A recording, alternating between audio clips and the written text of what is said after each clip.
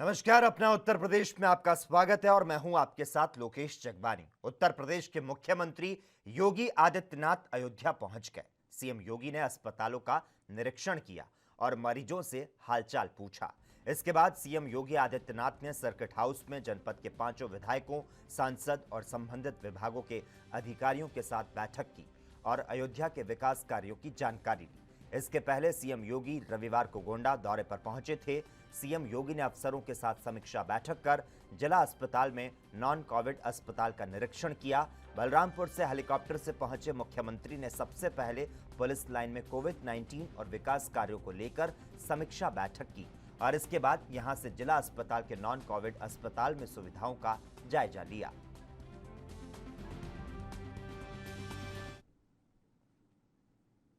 वैश्विक महामारी corona virus के संक्रमण के बढ़ते प्रसार पर अंकुश लगाने के प्रयास में लगे सीएम योगी आदित्यनाथ आपदा में भी अवसर तलाश रहे हैं। प्रदेश में 1 करोड़ 25 लाख प्रवासी कामगारों के लिए रोजगार की व्यवस्था करने के बाद सीएम योगी आदित्यनाथ अब जिलों का दौरा कर रहे हैं। बाढ़ आने की आशंका के कारण इसके बचाव का इंतजाम अब उनकी प्राथमिकता है। इसके लिए लगातार सीएम दौरे पर दौरे कर रहे हैं। आज सीएम योगी आदित्यनाथ ने गोंडा का दौरा किया, जहां उन्होंने जिले के आला अधिकारियों और डॉक्टरों के साथ नॉन कोविड हॉस्पिटल निरीक्षण किया।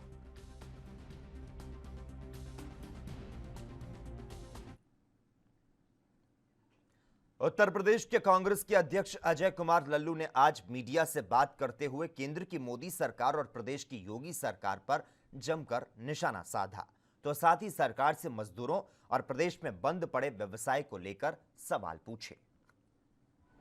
उत्तर प्रदेश में कोरोना महामारी में एक आर्थिक तबाही बनकर आई और उत्तर प्रदेश के लगभग सभी उद्योगों को प्रभावित करने का काम किया।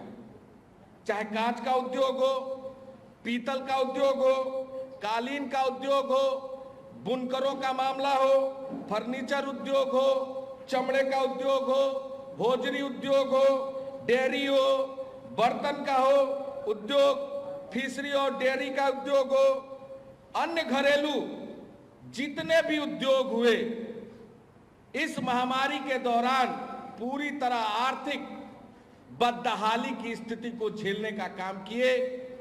जहां सरकार को इनका सहयोग करना चाहिए था, इनके लिए नीति बनानी चाहिए थी, इस सरकार ने कोई नीति बनाने का काम नहीं किया। लगभग अब तक 20 आत्महत्याएं बांदा में केवल हो चुकी हैं, जैसा कि मीडिया ने निरंतर प्रकाशित किया है। आखिर इन आत्महत्याओं का जिम्मेदार कौन है? क्या उत्तर प्रदेश की सरकार, मुख्यमंत्री और प्रधानमंत्री जी बताने का काम करेंगे? लगभग बनारस में 2000 करोड़ के सिल्क का कारोबार है। लाखों जो अकुशल मजदूर थे उनकी छटनी हो चुकी है, वो बेरोजगार हैं। उसके बारे में सरकार ने अब तक कोई नीति नहीं बनाई, न उन लाखों कुशल मजदूरों के बारे में कोई चिंता करने का काम किया। 1200 करोड़ का भदोई में कालीन का जो कारोबार चलता था हर साल, उस 1200 करोड़ के कारोबार का हाल यह है, वर्तमान में पूरी तरह निर्यात ठप पड़ा है। सरकार ने अब तक उसके लिए कोई योजना बनाने का काम नहीं किया। आगरा में लगभग 3 लाख जूता बनाने वाले मजदूर पूरी तरह बेरोजगार हैं, उसके लिए भी सरकार ने अब तक कोई इंतजाम नहीं किया। लखनऊ में पारंपरिक चिकन कपड़ों का काम बंद पड़ा है और बेरोजगारी का मार झेल रहे ये मजदूर, इनके लिए सरकार ने अब तक कोई काम नहीं किया। मुख्यमंत्री योगी आदित्यनाथ ने जल शक्ति मंत्री महेंद्र सिंह के साथ बांसगांव स्थित एल्गिन चरसड़ी तटबंध पर बाढ़ से राहत कार्य की तैयारी का निरीक्षण किया था। इस पर जल शक्ति मंत्री महेंद्र सिंह ने कहा कि मुख्यमंत्री ने कार्यस्थल पर जाकर उसमें तेजी लाने के निर्देश दिए और गुणवत्ता से समझौता न करने की बात कही। कल उन्होंने बाढ़ के कार्यों को देखने के लिए भी निकले हैं, तो उनका मार्गदर्शन मिल रहा है। उनके नेतृत्व में, उनके मार्गदर्शन में हम सब लोग अच्छा काम कर रहे हैं और मुझको पूरा भरोसा है कि बाढ़ से अब की बार कम से कम क्षति हो, इसके लिए हम लोग काम कर रहे हैं। आगे दौरा करेंगे बुंदेलखंड डिस्ट्रिक्ट? बिल्कुल दौरा करेंगे। हम तो पूरा उत्तर प्रदेश बाढ़ के दृष्टि से देख रहे हैं और कई जिलों में मैं हो आया हूं, आगे और भी जगह पर जाने वाला हूं, क्योंकि माननीय मुख्यमंत्री जी का स्पष्ट निर्देश है कि एक एक बिंदु पर जाना है, देखना है, किसी को कोई हानि न पहुंचे, इसके लिए व्यवस्था को सुनिश्चित कराना है। और इसी दौरान बुंदेलखंड के पेयजल की परियोजनाएं हैं, उसका भी माननीय मुख्यमंत्री जी के कर कमलों द्वारा 30 तारीख को शुभारंभ किया जाएगा। जो बुंदेलखंड वर्षों से पानी के लिए बदहाली की स्थिति में था, उसका स्वर्णिम दिन आ रहा है और माननीय मुख्यमंत्री जी के नेतृत्व, उनके मार्गदर्शन में, उनके कर कमलों के द्वारा हम स्कीम को शुभारंभ करेंगे। अभी प्रथम चरण झांसी, ललितपुर और महोबा में उस स्कीम का शुभारंभ माननीय मुख्यमंत्री जी के कर कमलों द्वारा किया जाएगा। यूपी बोर्ड के परीक्षा परिणाम को लेकर समाजवादी पार्टी के नेता सुनील यादव ने क्या कुछ कहा, आइए सुनते हैं। मैं सबसे पहले तो यूपी बोर्ड परीक्षा उत्तीर्ण करने वाले सभी भाई बहनों को शुभकामनाएं दूंगा, उनके उज्जवल भविष्य की कामना करूंगा। और जो भाई बहन किसी कारणवश उत्तीर्ण नहीं हो पाए हैं, भगवान ने उनको एक अवसर दिया है नया इतिहास रचने का, तो वो हताश ना हो, निराश ना हो, मौका है एक नया इतिहास लिखने का। वो उनका भी भविष्य उज्जवल है, उनकी भी मेहनत एक दिन रंग लाएगी। जहाँ तक सवाल उप मुख्यमंत्री जी ने किया है कि बहुत अच्छा रिजल्ट आया है, तो ये अच्छा है कि किसी भी प्रदेश के लिए जितना अच्छा रिजल्ट आता है वो बेहतर होता है। लेकिन जिस तरीके के सवाल उन्होंने किए हैं कि कोरोना में भी हमने बहुत जल्दी की है, तो पिछला इतिहास क्योंकि योगी सरकार का बहुत खराब रहा है कि जिन छात्राओं ने परीक्षा नहीं दी थी वो भी पास हो गए थे पिछली बार, जिन्होंने फॉर्म नहीं भरे थे वो भी पास हो गए थे।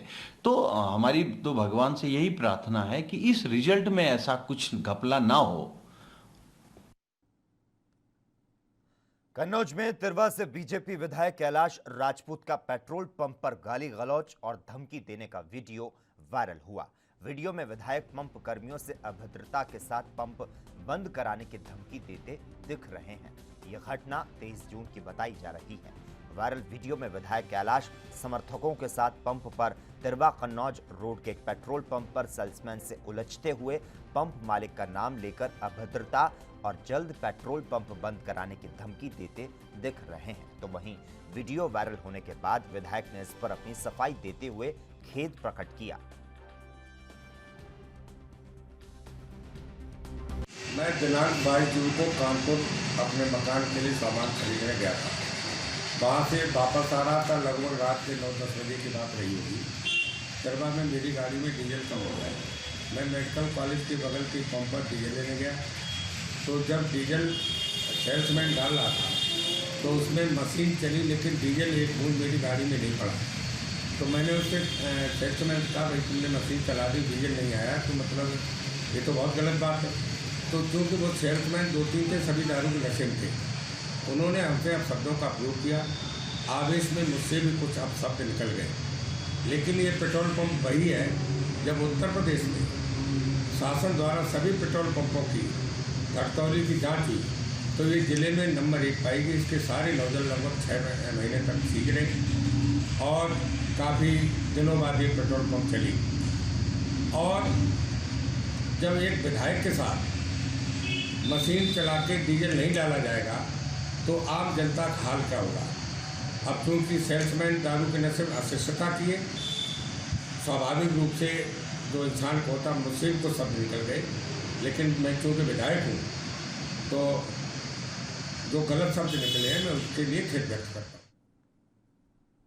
वहीं लखनऊ में बीजेपी नेता हरीश श्रीवास्तव ने कोरोना से लड़ाई लड़ रही प्रदेश की योगी सरकार और केंद्र की मोदी सरकार की जमकर तारीफ की। क्या कुछ कहा उन्होंने, आइए सुनते हैं। उत्तर प्रदेश के सम्मानित मुख्यमंत्री आदरणीय योगी आदित्यनाथ जी का जो कोरोना से जो लड़ने का जो संकल्प है, कोरोना को हराने का जो संकल्प है, वो अपने आप में अभिनंदनीय है।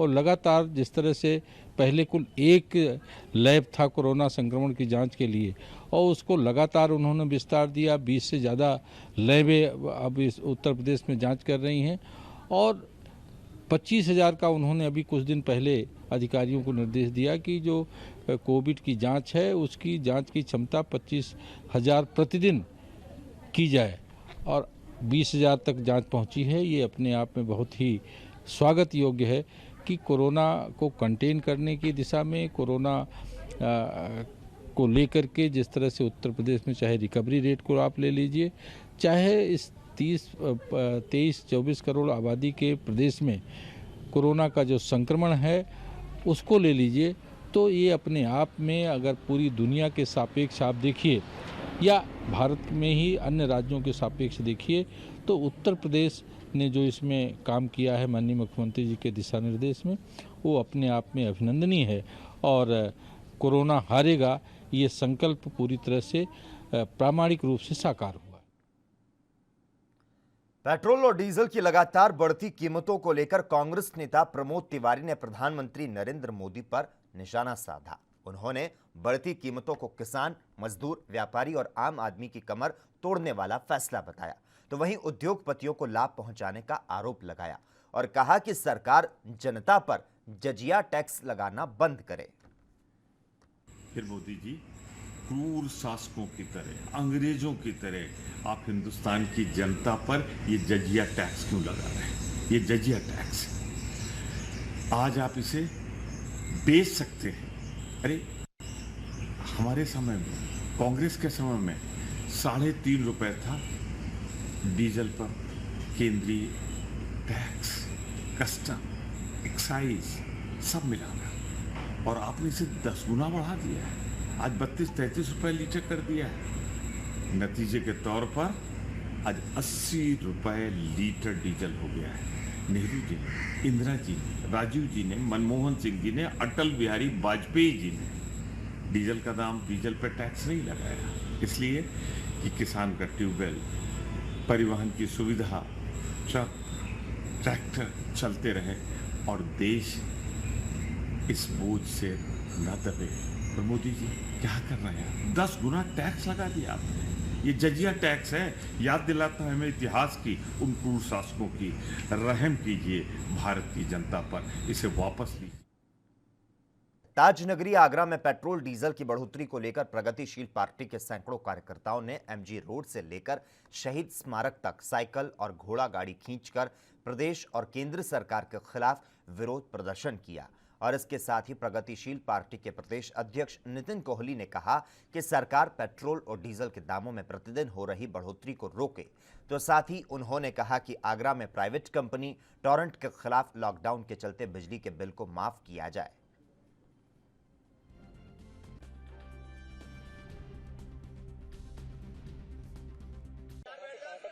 प्रगतिशील समाजवादी पार्टी आगरा, हम लोग मांग करते हैं कि जो डीजल के और पेट्रोल के दाम बढ़े हैं वो कम किए जाएं। कम नहीं होंगे तो प्रगतिशील समाजवादी पार्टी आगे की रणनीति बना के आंदोलन करने का काम करेगी।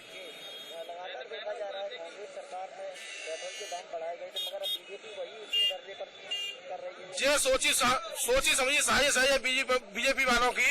केंद्र सरकार और यूपी सरकार से मांग करते हैं कि डीजल के और पेट्रोल के दाम कम होने चाहिए, क्योंकि जनता बहुत परेशान है। इसलिए आज हम लोगों ने विरोध प्रदर्शन किया है और हम जाएंगे डीएम साहब को ज्ञापन देंगे, अपनी मांग रखेंगे। ये पेट्रोल डीजल की महंगाई की मूल्य वृद्धि के खिलाफ हम लोग प्रगतिशील समाजवादी पार्टी लोहिया के राष्ट्रीय अध्यक्ष आदरणीय शिवपाल सिंह यादव जी के आह्वान पर महंगाई के विरोध में प्रदर्शन कर रहे हैं, जिसमें आप देख रहे होंगे कि हम लोगों को जितना भी कुछ भी चीज होगी, ट्रांसपोर्टेशन चाहिए तो डीजल चाहिए। पूरे इस डीजल के महंगे होने से महंगाई बढ़ेगी और अर्थतंत्र इसका प्रभावित होगा। इसलिए हम ये खिलाफियत कर रहे हैं और डीएम को राज्यपाल महोदय के नाम पर ज्ञापन देने जा रहे हैं। पेट्रोल डीजल के बढ़े दामों को लेकर समाजवादी पार्टी के पूर्व कैबिनेट मंत्री कमाल अख्तर के नेतृत्व में समाजवादी कार्यकर्ताओं ने अमरोहा के हसनपुर में जमकर विरोध प्रदर्शन किया और इस दौरान सपा कार्यकर्ताओं ने भैंसा बुग्गी पर बाइक को रखकर पेट्रोल डीजल के बढ़े दामों को लेकर विरोध जताते हुए सरकार से मांग की कि जो पेट्रोल डीजल के दाम केंद्र सरकार ने बढ़ाए उनको वापस लिया जाए।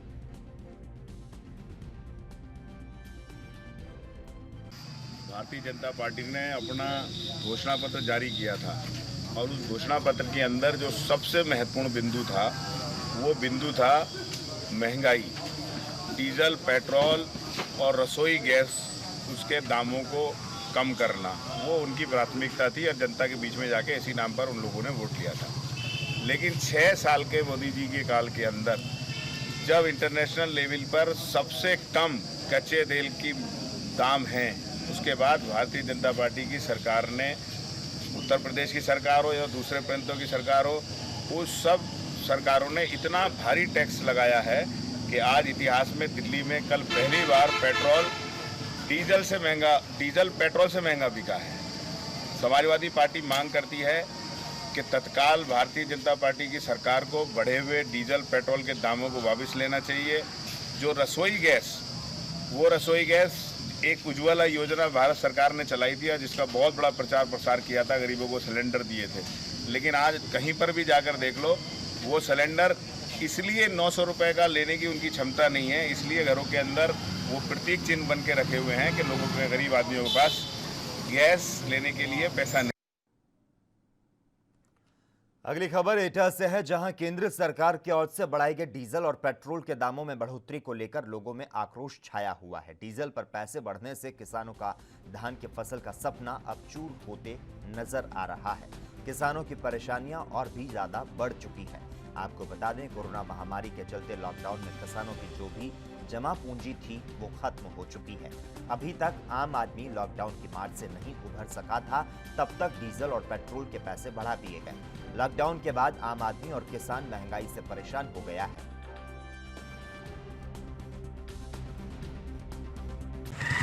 लगातार पेट्रोल डीजल की कीमतों में इजाफा होने से आम जनमानस की कमर टूट गई है। जी हाँ, बात करें एटा जनपद के लोगों की तो उनका कहना ये है कि लगातार पेट्रोल डीजल की मार से उनकी जेब पर काफ़ी खासा असर पड़ रहा है। वहीं उनका जो महीने का बजट है उसमें भी काफ़ी फर्क पड़ता है। कैमरा पर्सन नबी हसन के साथ मोहसिन रशीद, ANP न्यूज़, एटा। बुलंदशहर में लाखों की तादाद में टिड्डी दल आ पहुंचा है। हालांकि गांव में बच्चे थालियां जरूर बजा रहे हैं, लेकिन लाखों की तादाद में आई टिड्डियों के लिए थाली और डीजे बिल्कुल भी काम नहीं आ रहा। और टिड्डी दल लगातार धान, खीरा और भिंडी की फसलों को भारी नुकसान पहुंचा रहे हैं। सरकार की आंखें खोलने वाली एक रिपोर्ट देखिए।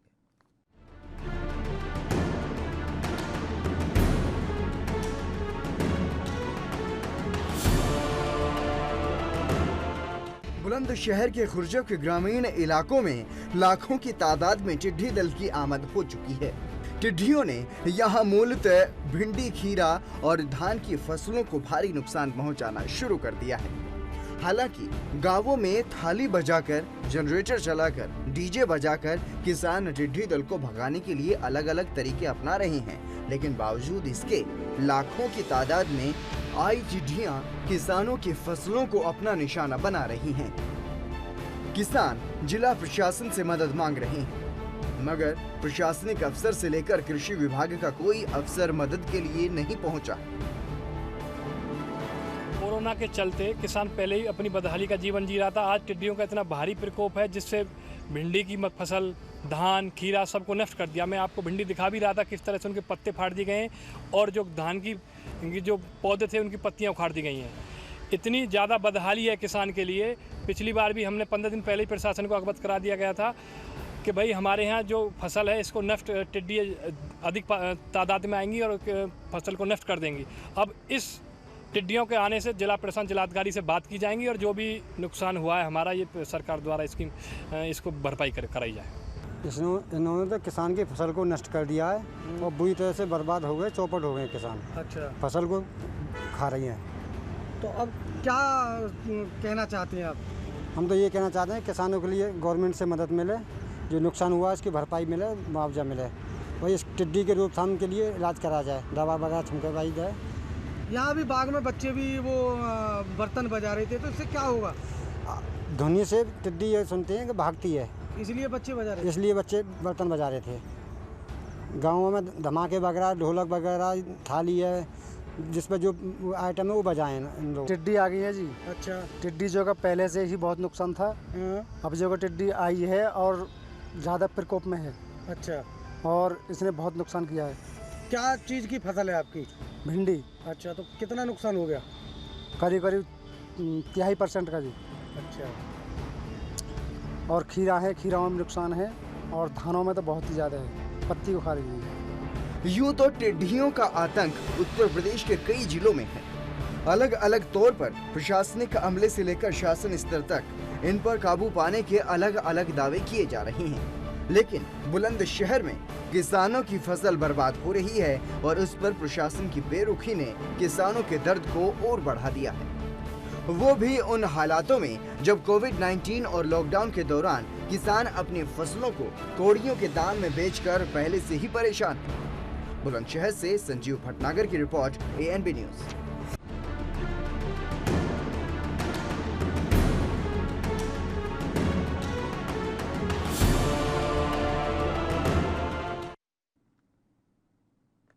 वहीं कानपुर देहात जनपद में भी टिड्डियों का दल पहुंच गया। जालौन की सीमा से टिड्डियों ने शनिवार देर शाम प्रवेश किया और अकबरपुर क्षेत्र के पास रात में टिड्डी दल उतर गया। खमीरपुर बिगाही गांव में सुबह किसान खेतों की ओर गए तो पेड़ों और फसलों पर टिड्डियों को देखकर थाली, डमरू और ढोल बजाकर भगाने में जुट गए। सूचना पर कृषि विभाग, प्रशासन और फायर ब्रिगेड की टीमें बचाव के लिए रात से जुटी रही। आसपास के गांवों के किसानों ने भी अपने खेतों की निगरानी शुरू कर दी है। आपको बता दें, टिड्डी दल ने चरी, धान और आम के बाग पर हमला बोला है, तो वहीं तेज ध्वनि से भी टिड्डी दल को भगाने का प्रयास किया जा रहा है।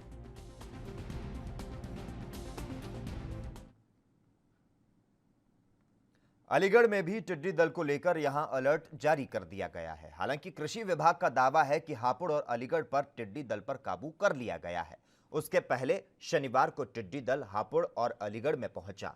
इस पर शासन से इसकी सूचना यहां भी भेजी गई और इस पर कृषि विभाग ने इससे निपटने की तैयारियां की थी। फिलहाल टिड्डी दल अलीगढ़ से कानपुर की ओर डाइवर्ट हो चुका है।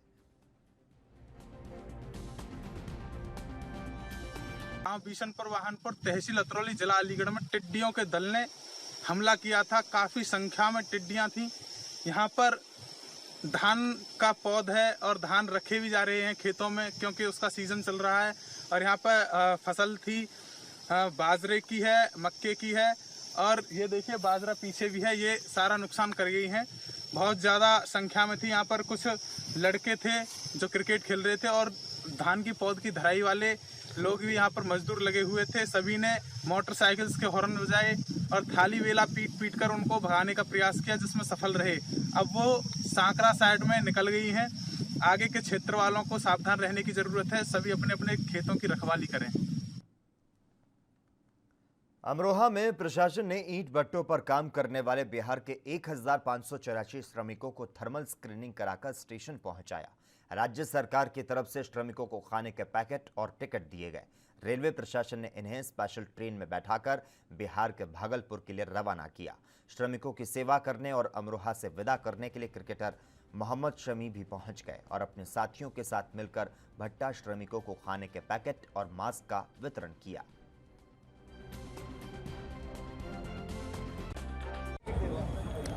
आज जनपद अमरोहा से एक स्पेशल श्रमिक ट्रेन बिहार के लिए भेजी जा रही है, जिससे हमारे जो अमरोहा जनपद में भट्टों पर कार्यरत मजदूर थे, वो भट्टे बंद होने के कारण अब उन्हें घर भेजा जा रहा है।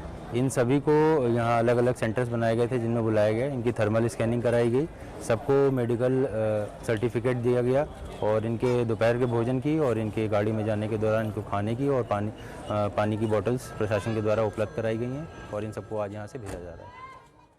कुछ नहीं यार, क्योंकि देखो हम लोग देख रहे हैं 2-3 महीने से बहुत परेशान लोग हैं, बहुत ज़्यादा दिक्कतें उठा रहे थे लोग, और आज इन लोगों ने जाने का फैसला किया तो पहली ट्रेन यहाँ से जा रही है। बहुत अच्छा फील हो रहा है क्योंकि लोग अपने घर जा रहे हैं, अपने सुकून से घर पहुँच सकेंगे, तो इससे बड़ी खुशी की बात तो हो ही नहीं सकती। कितने मतलब आपकी तरफ से कुछ सेवा भी की गई है?